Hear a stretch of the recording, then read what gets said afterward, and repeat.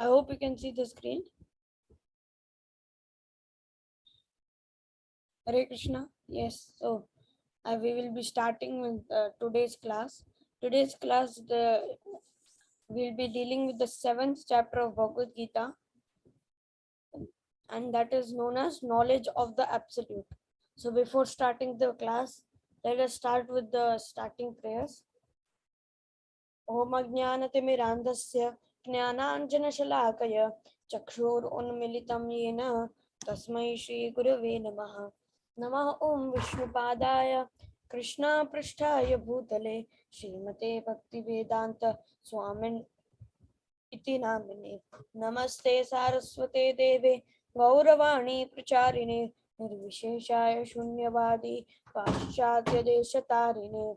जय और श्री कृष्ण चैतन्य प्रभु नित्यानंदा श्री अद्वैत गदाधर श्रीवासादि गौर भक्त वृंदा. हरे कृष्णा कृष्णा कृष्णा हरे हरे, हरे Ram Ram Ram Hare Hare. Hare Krishna everyone. So these are deities of ISKCON Sri Sri Radha Govinda temple. So with their blessings and also Prabhupada's blessings, let us start the class. So now this is a summary or section for the 6th chapter, that what all things we saw in the 6th chapter about the various stages in Ashtanga Yoga, the necessity to control the turbulent mind, the destination of an unsuccessful yogi, and the topmost yogi. Krishna talks about among all the yogis who is the topmost yogi, and he declares that a bhakti yogi who faithfully worships me is the topmost yogi. So now in this chapter this chapter in Sanskrit is called as Jnana Vijnana Yoga. So knowledge of the absolute. So therefore we'll be starting this chapter. Let us see what all things we are going to go ahead in this chapter. There's a lot of things which I'll be explaining side by side in this chapter. So kindly be a little attentive. Yes. So now see, we'll be saying that section here it talks about that knowing Krishna in full by hearing about him, knowing Krishna as a source of material and spiritual energies. The three modes are controlled by Krishna and therefore they surrender unto Krishna. The impious lack knowledge and never surrender unto Krishna. The pious develop knowledge and surrender. Others who have no knowledge, those who surrender to demigods, and those who are impersonalists. And last section, the bewilderment of the living entity and his freedom through knowledge of Krishna. This is the synopsis of the entire chapter. We'll be basically knowing so many things. We'll be understanding and dealing with so many topics in this chapter. So it's going to be a very interesting chapter. So there are only though there are only 30 slokas in this chapter, but still there are various topics which are dealt in this chapter. Okay, let us start with the first verse of Bhagavad Gita. First verse of this chapter of Bhagavad Gita. Shri Bhagavanu Vacha Maya Saktamana Partha Yogam Yunjanmadashraya Asamshayan Samagrama Yathagnya Sachitatrino. Who would like to read the translation?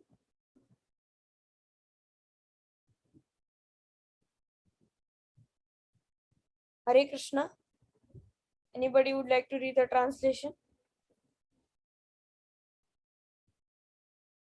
Hare Krishna, am I audible? Mataji, can I? Yes. Now hear, O son of Ada Arjuna, how by practicing yoga in consciousness of me, with mind attached to me, you can know me in full, free from doubt. Okay, Hare Krishna. So in this verse, Krishna is saying that he will be explaining that how to practice yoga in such a way that the mind gets attached to Krishna, and so that everybody knows, so that the yogi knows him, knows Krishna in full and free from doubt. Okay, so here see, here they are talking about various things.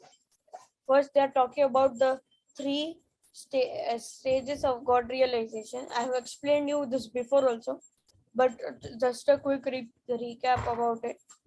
I have means we have spoken about this in the second chapter.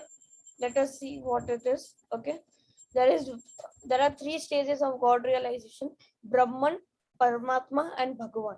Okay, let us take an example to understand this. Okay, first, when we look at the sun, what do we see? We see the rays, the light rays coming from the sun, which is also called as sunshine. Okay, so first sunshine we'll be seeing. So we'll see some, we'll see sun first as a form of some light. Then initially, as we get closer, we can even see the surface of the sun or the disk of the sun disk. So that is a more deeper realization of the sun. And when we go closer to the sun, we can see that uh, to there is a sun god who prevails over the sun planet. So therefore these are the three stages, just like how there are three stages in understanding the sun. So similarly we see there are three stages of uh, understanding of God. So first is Brahman realization, that is the impersonal form of the Lord, where the impersonalists always believe that God is some form of light. Then Paramatma is the uh, localized super soul in the hearts of every living entity. In fact, it is said that the Paramatma is not only present in the hearts of everybody, but in each and every atom. And then we see Bhagwan. Bhagwan is the person or the personality form of Lord, the Shyam Sundar form of Lord. And that is the highest stage of self-realization, where you understand that Krishna is not some form of life, not some form of light, rather is a personality or is a person, is a complete person. So there are these are realized by different stages: Dhyana Yoga, Ashtanga Yoga, and Bhakti Yoga. Let us now go to the next slide. Now see, here they are explaining about the 9 process of devotional service. Okay, this shloka says that this shloka is actually told by Prahlad Maharaj to Hiranyakashipu, and the scene was that the background thing was that actually Hiranyakashipu sent uh, Prahlad Maharaj to the school of the Asuras, so that he gets to teach according to their way. But and after coming, after some one term of his school, he came, Hiranyakashipu came to test him back. So he's like, "What was the best thing you learned in your school?" Okay. Now, what did he say? He said this shloka. Now, listen to this shloka.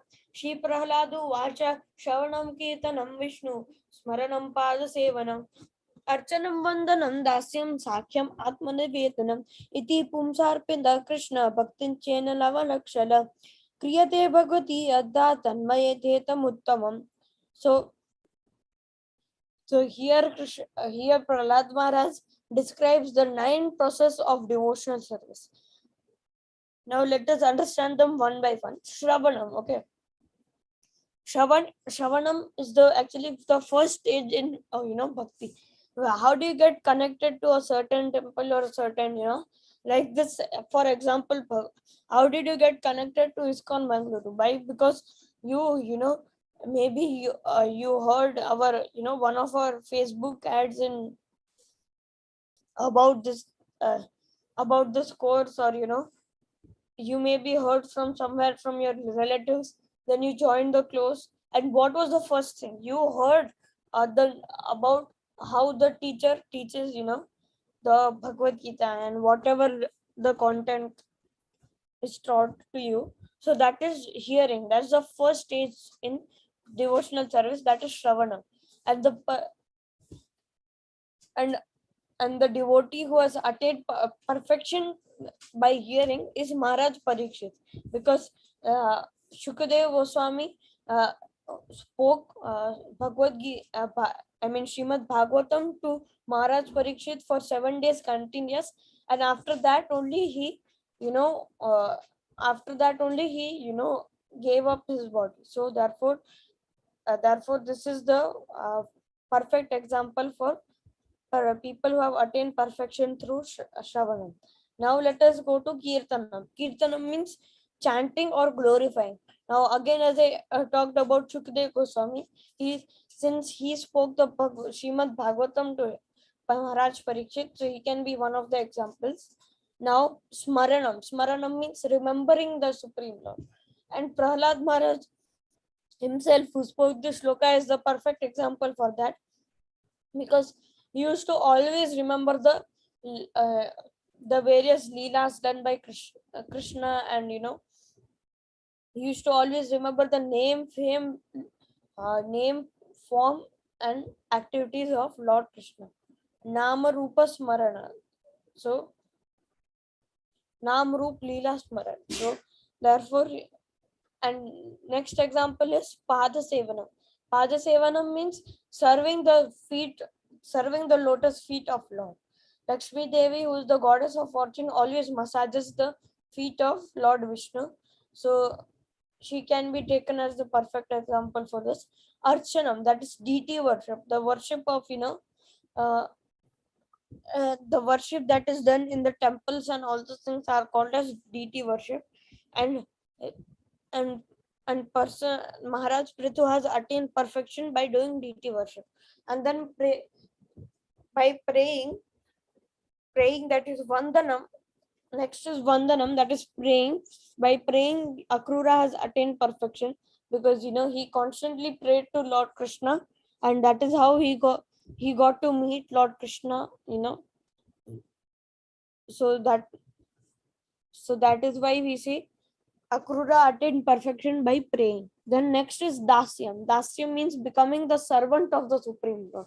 So the mood of servitorship is, very important in this. So Hanumanji, who very nicely served Lord Krishna, Lord Rama, is a very nice example for this. And the next one is Sakhyam, that is friendship with the Supreme Lord. So that is perfect example is Arjuna himself, who was one of the most intimate friend of Lord Krishna. And the last of the all processes is Atma Nivedan, that is complete surrender to the Supreme Lord, surrendering your all proprietorship and everything to Lord Krishna. And we see Maharaj Bali, who surrendered everything, all his property, in fact, his own body to Lord Vamana Dev. So that is how we see these 9 processes of devotional service are. Now let us go ahead with the next shloka. Jnanam teham sa vijnanam idam vakshyami asheshata.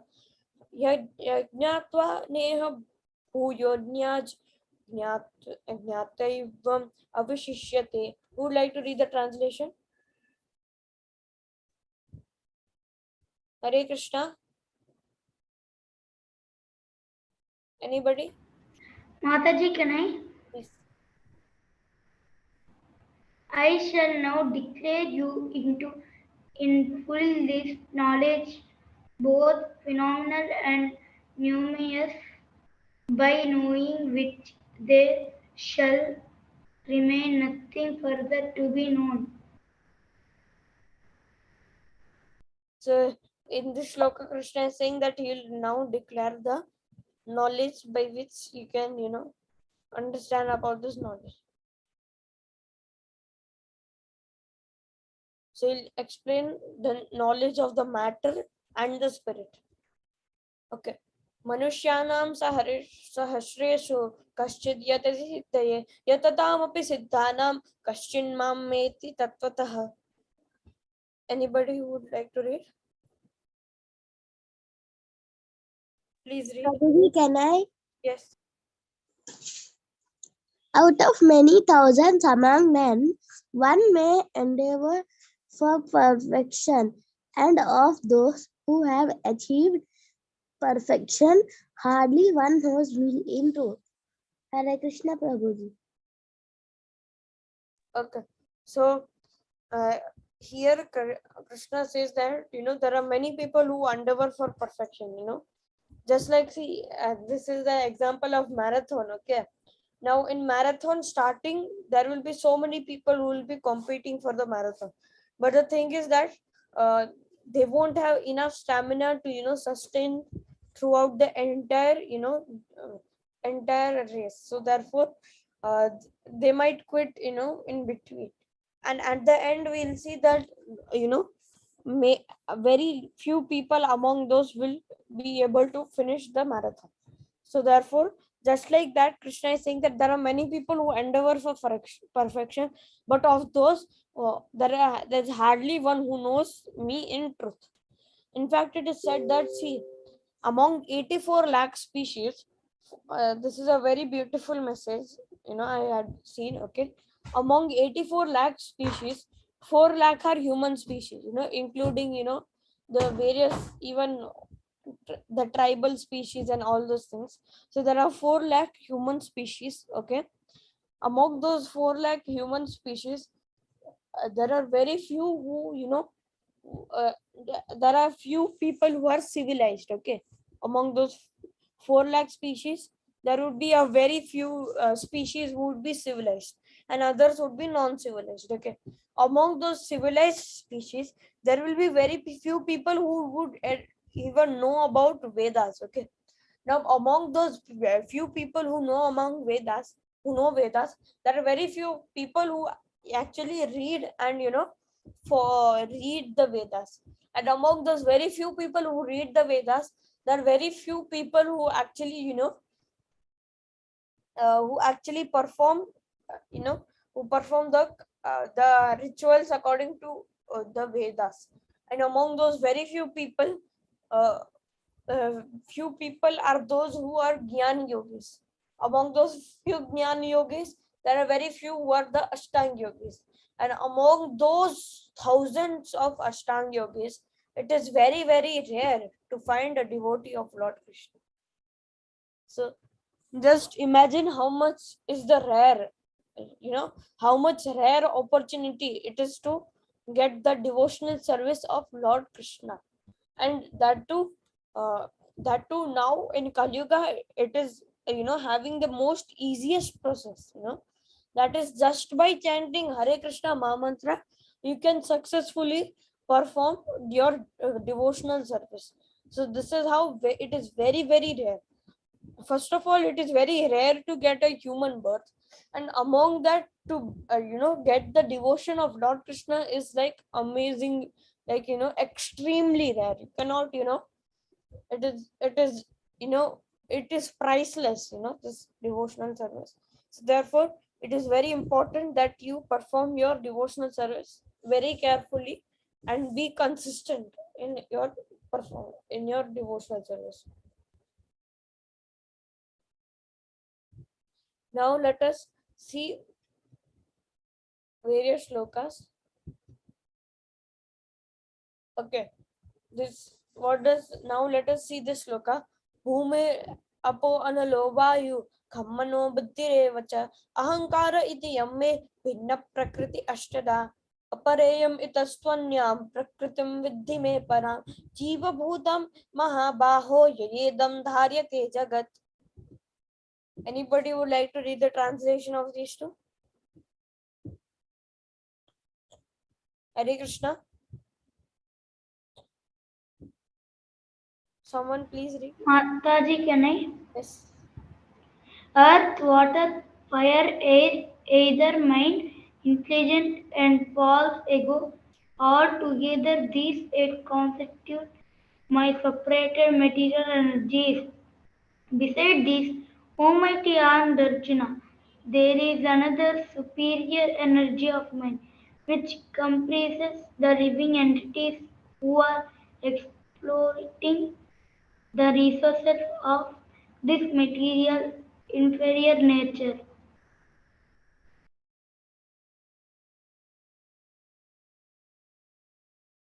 So what does this shloka says? See, first shloka says that, see, what are, these are actually, there are 8, elements of present in the material energy of the Supreme Lord. Okay. Now, among them, the 5 are 5 are gross and 3 are subtle. Okay. You might have heard, things called Panchabhuta, or, many things, Pancha Tattva or something. So these Panchabhuta or Pancha Tattva is the 5 gross elements which are, our body is made up of these 5 gross small materials. That is earth also, you can say soil. Okay. Bhumi, that is earth. Apo, that is water. Analo, that is fire. And Vayu, that is air. And ether is kham. So therefore there are, these are the 5 elements. Okay. Some people even refer ether as the sky. And ether is that thing which we, is that thing which we, can get in our which we can get in our, body when we fast. Okay. Therefore fasting is important. So see, so therefore see, these are the various things. These are the 5 elements. Okay. Earth, water, fire, air, and ether. Now next 3 are the subtle elements. That is mano, buddhi, evacha, ahankara. That is, mano means mind, buddhir means intelligent, and ahankara means false ego. So these are 5 gross elements and 3 subtle elements, and these 8 elements uh, constitute the separated material energies of the Supreme. Now next sloka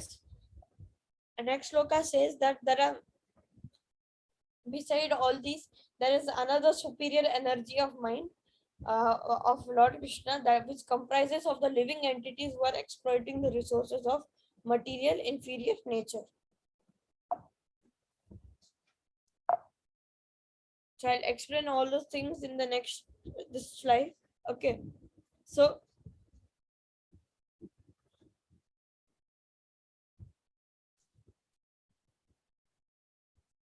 yes, this is the slide. Okay. So there are Krishna's energies are divided into 3 parts. Okay. There is internal, external, and marginal. Okay. Now see, there is Krishna's external, which is the inferior energy, that all consists of the material world. Okay. The material world things, the gross things and the subtle elements which you just saw. No, that is the external inferior nature, or the, inferior energy of the Supreme Lord. And then there is internal and the superior energy. So the bahiranga and antaranga. Interior, internal energy of Krishna is used by him in his leelas. All the spiritual things are actually made by the internal energy of the Supreme Lord. Okay. So therefore all these, leelas or things are planned by the Krishna's superior internal energy. Okay. And then there is the marginal energy of the Supreme Lord, that is also called as Tatashta Sakti. And that comprises of all the types of living entities who are exploiting the material nature.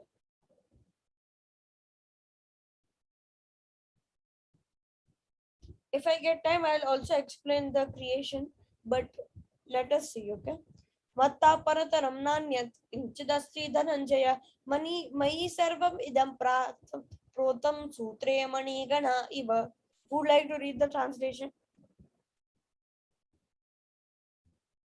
Prabhuji, may I read? Yes. O conqueror of wealth, there is no truth superior to me. Everything rests upon me, as pearls are strung on a thread. Okay. So what does this shloka say? That first of all, Krishna declares that there is no one who is no truth, absolute truth that is, more superior to me. Krishna himself is the supreme absolute truth, and everything rests upon the supreme Lord. Just like how the pearls are strung on a thread, okay, just like how pearls are strung on the thread, means they rest on the thread, they are, bounded by the thread. So similarly, everything rests upon Krishna, just like how pearls are strung on the thread.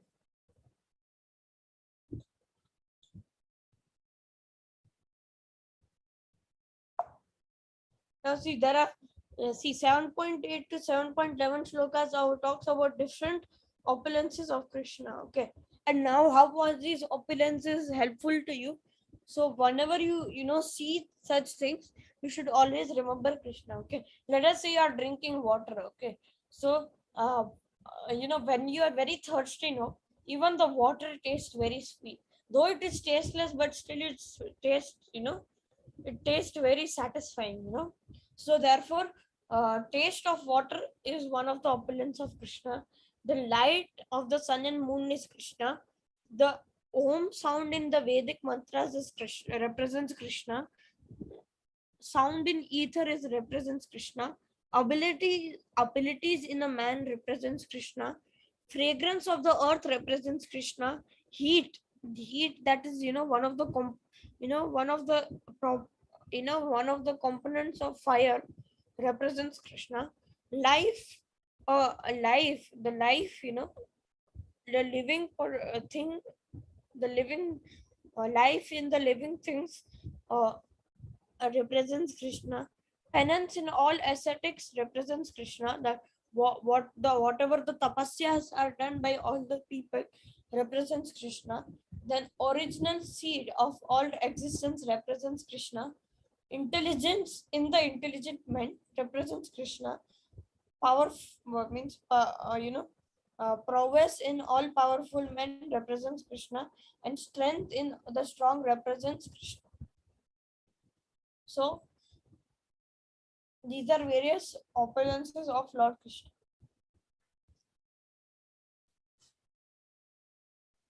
ये चैव सात्विका भाव राजसस्तामसस्कृत्य ये मत्ता एव तान् वित्ति नत्वाहं तेषु ते मयि. Okay, so what does this shloka say? That no, anybody would like to read the translation? Mataji, can I? Yes.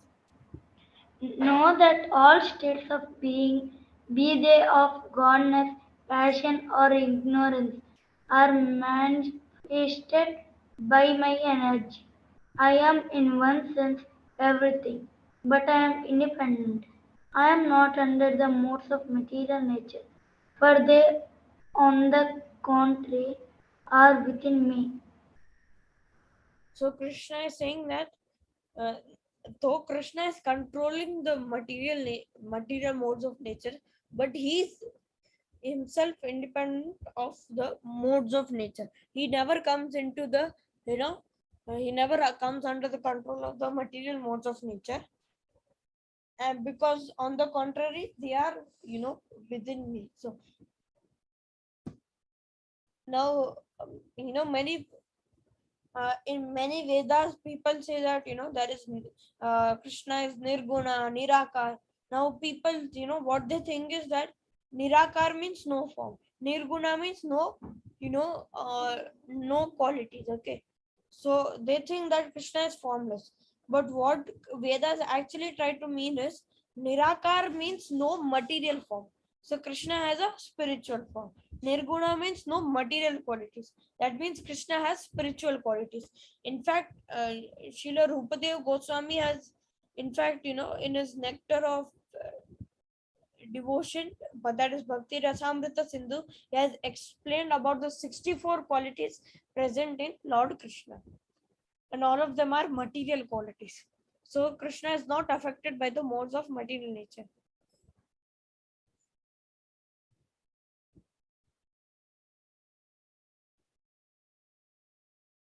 Okay. Daivi Hesha Gunamai. No, first let us read this. Deluded by the three modes, goodness, passion, and ignorance, the whole world does not know me, who am above the modes of more than inexhaustible. So here also Krishna states the same thing, that he is above all these modes of material nature. Devi Hesha Gunamayi Mama Maya Duratyaya Mamaiva et Prapadyante Mam Mayam Etam Tarantite. This is one of the most important shlokas of this chapter.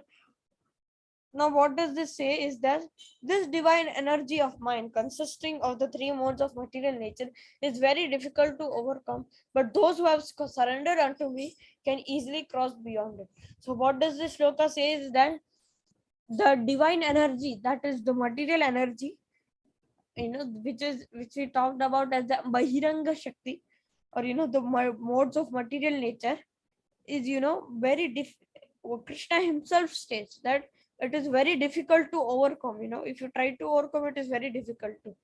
But one who has surrendered unto the uh, unto the Supreme Lord, they can easily cross beyond it. Okay, it's just like you are in an ocean of ignorance. Okay, but there is no one to help you. Okay, you are right in the middle of the ocean. Now it's almost impossible to swim to the end of the ocean, because it is very huge. Okay, but if if you call out Lord Krishna for help, okay, so he will take you out of this, he'll take you out of this ocean of ignorance and take you to uh, Golokadam. So see, you can see this very beautiful picture representing that. There's a devotee who is who wants to come out of this material, come out of this material infatuation and material modes of material nature, and Krishna is trying to help him by giving him one hand so that he can come out of this modes of material nature.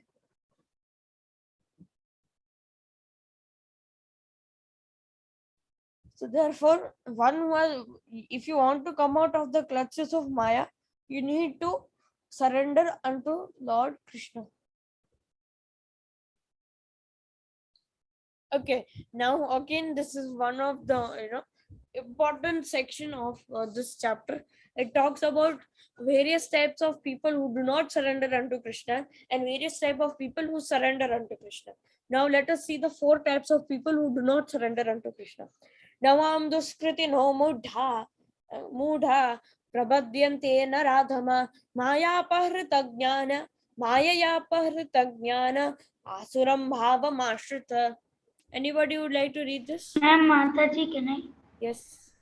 Those miscreants who are grossly foolish, lowest among mankind, whose knowledge is stolen by illusion, and who partake of the atheistic nature of demons, do not surrender unto me. Okay. So here there are 5 types of people who do not surrender unto Lord Krishna. So these are, see, first are those who are grossly foolish. Okay. Here there is a they work like they will work like like how donkeys work. They continuously work 22 hours, simply for getting some amount of money. Okay, see, have you seen a donkey? See, now to make him plow the field, okay, what does make him work, okay, take the load from one place to another. What does the master of the donkey do? He keeps a basically he ties a carrot right in front of him, so that he feels that a little more he'll go forward, he'll get the carrot. But the thing is that the moment he moves forward, the carrot also moves forward. So therefore he can never get the carrot, but he's still hankering for carrot. And that is how the master of the donkey makes the donkey work, take load from one place to another. Okay, so therefore they people who grossly who work hard, like for no reason, without knowing any reason, they'll simply work hard for some little amount of money or something. And then Naradama, these are lowest of mankind, people who have people who do eat non-veg and do various sinful activities. Those people are cannot surrender unto Lord Krishna. And Maya Parita Jnana, those people whose knowledge is stolen by the illusory energy, they can also not surrender unto Lord Krishna. And Asuram Bhavam Ashrita, that who was envious towards God, or they have taken shelter under the atheistic nature of the demons. Okay, so therefore, these four types of people do not surrender unto Lord Krishna. चातुर्विधा भजन्ते माम जना सुकृतिनोर्जुन अर्थो जिज्ञासुरर्थार्थी ज्ञानी च भरतर्षभ. Now here they talk about the four types of people who actually surrender unto Lord Krishna. Now these are artho, means the one who is distressed, or who wants who wants to get relief from their distress. So that jignasur is the person who is who is inquisitive. Artharthi, earth means money, wealth, the person who desires wealth. And jnani, that is one who is knowledge, one who has actually knowledge, and he's searching for the supreme Lord. Okay, so therefore, see, yeah, you can take examples of them. Okay, in the next slide you can see here, this is the story of Gajendra Moksha, that is, the elephant Gajendra, when he was bitten by the crocodile, he surrendered unto Lord Krishna. So this is an example of distress. Then we see again here, Draupadi Vastraharan, where the Dushasan was, taking off the cloth of uh, Draupadi. Krishna helped her. Okay. Then again here, now see, this is jignasa, that is who wants to one who is inquisitive. This is an example of Maharaj Parikshit, who was inquisitive to know about the knowledge of Srimad Bhagavatam. And then this is Prahlad Maharaj. Okay, who, I mean, not Prahlad Maharaj, Dhruv Maharaj, who is desiring a kingdom better, more larger than his father. So therefore we see, this is again desirer of wealth, or artharthi example for this. And next is, see, these brahmanas who actually, Srimad Bhagavatam was narrated two times, one to from Shukadev Goswami to Maharaj Parikshit, and there are various other people. And that same thing was narrated by narrated by uh, uh, uh, one acharya to all the brahmanas who assemble in Naimisharanya. And these are the example. This is the example of a jnani who's actually searching for knowledge. Now Krishna says that among these four types of people, jnani is the one who is the most best among them. Though ultimately surrendering unto Krishna is always best, but a person who is jnani is best among all these four types of people. And I think many of you people either might come under inquisitive, because you might be inquisitive to understand the knowledge of Bhagavad Gita. So therefore you might have joined this course. Inquisitive means curiousness. Okay, so that is, you want to know about them, about such things. So that is what is called inquisitive. Okay, now let us see the next sloka. Udara sarva evait jnani tvatmaiva me matam astita sa hi yuktatma mamevanuttamam gatim. Okay, all these devotees are undoubtedly magnanimous souls, but he who is situated in the knowledge of me, I consider to be just like my own self. Being engaged in my transcendental service is sure to attain me, the highest and most perfect goal. Okay, so this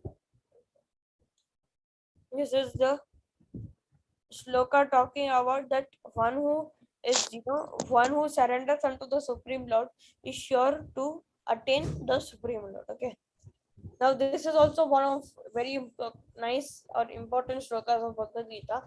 Bahunam janma namante jnanavam mam prapadyate vasudeva sarvamiti samahatma sudurlabha. Would like to read the translation? Can I read, Mataji? Yes. After many births and deaths, he who is actually in knowledge surrendered unto me, knowing me to be the cause of all causes and all that is. Such a great soul is very rare. So many births, after many births of the soul, people, actually realize about the Supreme Lord, and by virtue of knowledge they surrender unto the Supreme Lord. And such a soul, Krishna is saying, is very rare. Some Mahatma, that is a great soul. See, Atma means soul, Mahatma means great soul, and Sudurlabha, that is very rare.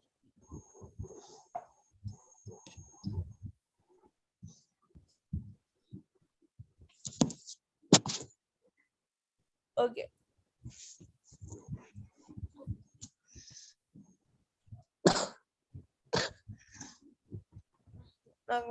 Next section talks about the people who surrender unto demigods and those who are impersonal. 7.27. Hare Krishna, keep your mics muted. Yes. Okay. Those whose intelligence has been stolen by material desires surrender unto demigods and follow the particular rules and regulations of worship according to their own natures. Okay. So people who want to get quick results, they worship various other types of demigods so that they can get quick results. But the thing is that these quick results are material and temporary, so they won't last for long. Okay. So therefore people should rather, you should rather worship Lord Krishna rather than the demigods, because you can get permanent and spiritual benefits, and ultimately you'll be also able to surrender unto Lord Krishna. Okay.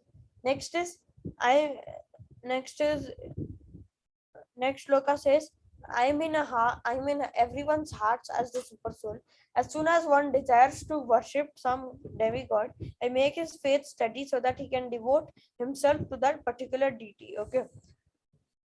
So this is one of the work done by super soul, that one who desires to worship some demigod, he'll make his faith steady so that he can worship to that particular deity. Okay.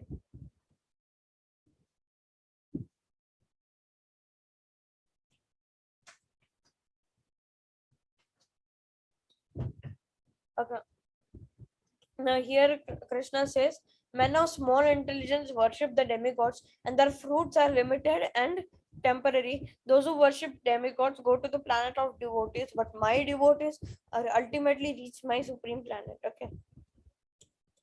So it's like there will be one sloka which you'll be learning. Okay, that in the, I think in the 17th chapter or so, that the 17th or 9th chapter, I'm not sure, that people who worship the demigods go to the planet of demigods. People who worship the ghosts, they will go in these ghostly planets. People who were people who worship the demons, they will go to the hellish planets. And people who worship the Supreme Lord, that is Lord Krishna, go to the spiritual planet of Lord Krishna.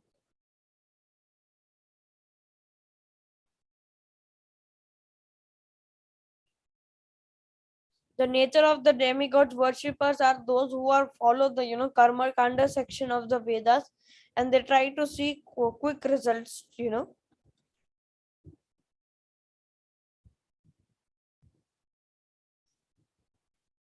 So basically people who want to get quick results, they worship uh, the demigods. So what will happen is that, see, when they worship the demigods, they will get attain the higher planetary systems, no doubt. But the thing is that after their after their there will be a certain time limit until they can enjoy in those planets. After that, which they will, they will come back to this Martya Loka. Martya Loka means place of death. That is the earthly planet. Okay. Avyaktam vyakti mapannam manyate ma abuddhaya param bhavam ajananto mamavyam anuttamam. Okay. Yes. Anybody would like to read the translation? Hare Krishna. Hare Krishna. Anybody would like to read translation? Mataji, can I? Yes.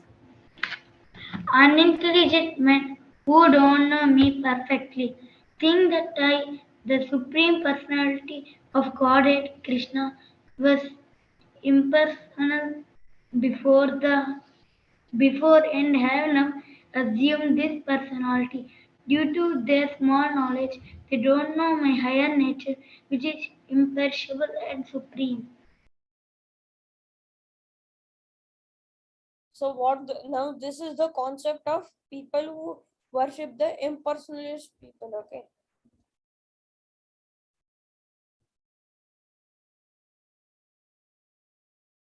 Wait. Where was this shloka?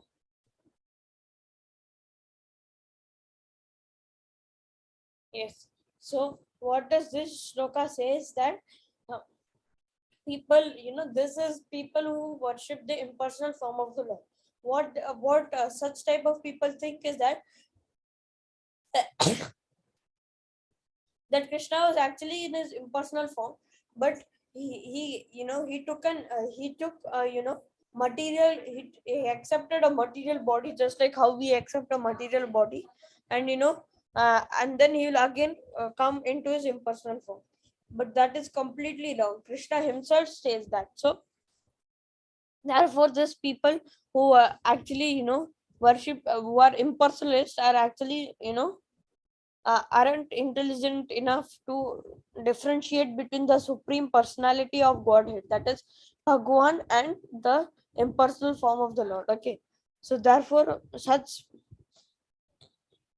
people think that Krishna has assumed this personality of Lord Krishna, and then again he will, just like how we give up material bodies, he'll also give up his material body. It's not like that. Krishna's body and his soul is the same. Okay, he is and his body is spiritual, Satchidananda. And some people might even think, that when someone hits Lord Krishna, he feels pain and all. Actually, he doesn't feel pain, you know, uh, and all those things. Okay, it is just all part of Leela. Okay, but people who are not, who do not regularly read the Shastras, who are, who simply assume things based on their assumptions, such type of people think that Krishna's body is material, but that is very wrong notion. Okay. Naham prakasha sarvasya yogamaya samavrita mudhayam nabhijanati loko mam ajayam avyayam. Now Krishna says that I am never manifest to the foolish and unintelligent. For them I am covered by my internal creative personal potency, that is yoga maya. So the deluded work knows me not, who I am unborn and infallible. So even though see Arjuna and all those people were devotees, so they saw Krishna as the supreme Lord. Okay, but uh, we see that some people, what the some asura, demonic people like this Duryodhana, even though they saw the form of Lord Krishna, but still they could never ever realize that he is the supreme personality of God. He always thought that Krishna is some trickster or person who does some kind of magic, just because he has few siddhis or something. He just does some tricks and magic tricks or something, and that is how he does all this. But he doesn't know that he is the master of all the people who even do the magic tricks. Okay, so he's the supreme Lord himself. But people like Duryodhana are never able to realize this thing.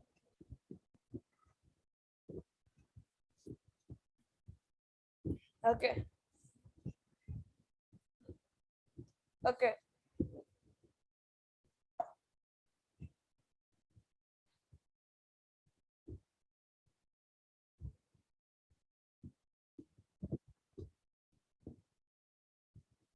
Okay.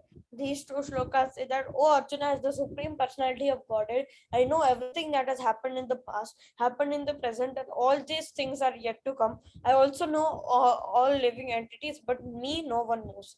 So Krishna again here says that he's the knower of everything, but people don't know him. Okay.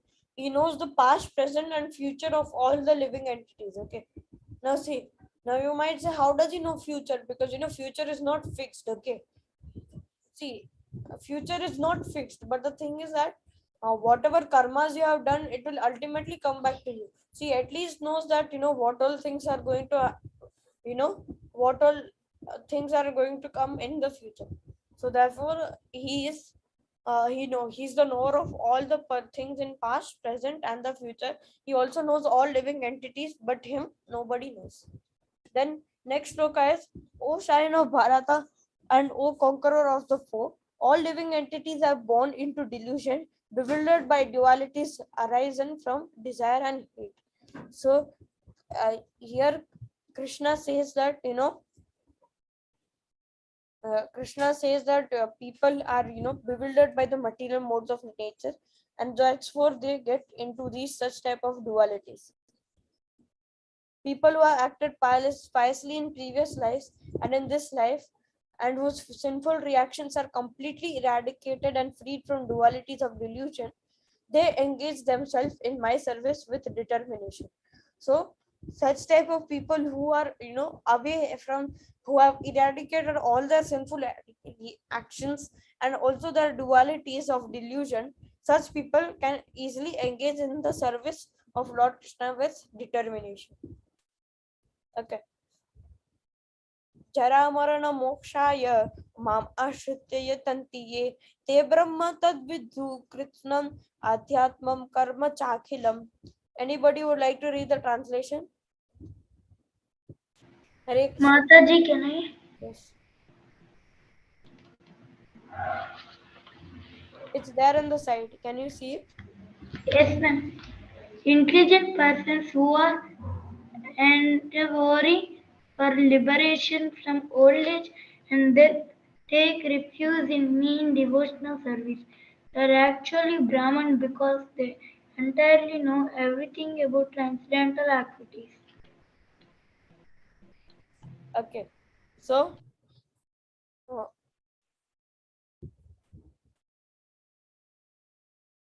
so people who worship the Supreme Lord, who engage in devotional service, who are endeavor for who actually want liberation, they can you know they can take refuge in of Lord Krishna in devotional service, and such people will be able to know all the transcendental activities of the Supreme Lord, and they will be easily liberated from this material world. साति भूतादि दैवं मां साधियज्ञं च ये विदुः प्रायणकालेन प्रायणकालेऽपि च मां ते विदुर्युक्तचेतसा. Would like to read the translation? Mataji, can I? Yes.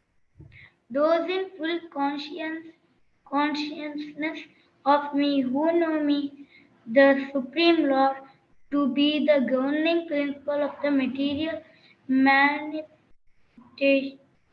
manifestation of the demigods and all of methods of sacrifice can understand and know me, the Supreme Personality of Godhead, even at the time of death. So person who actually is surrendered and devoted to Lord Krishna, they can even know Lord Krishna even at the time of death.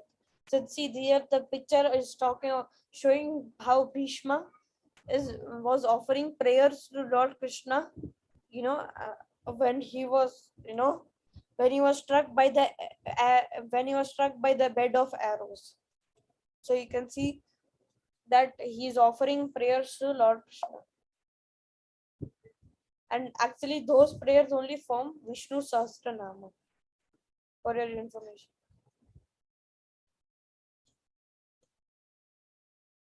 So, with this, we will be concluding our chapter. I hope you were able to understand each and everything.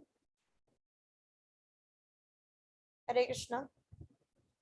So, I'll be sending the attendance link. Once you fill the attendance form, you can leave the class, okay? I'll just share the attendance link right now.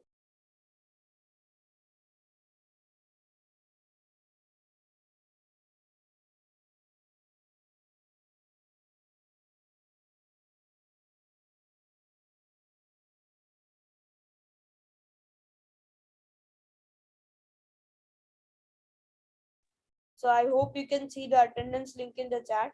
Please fill the form and then you can leave the class. Hare Krishna.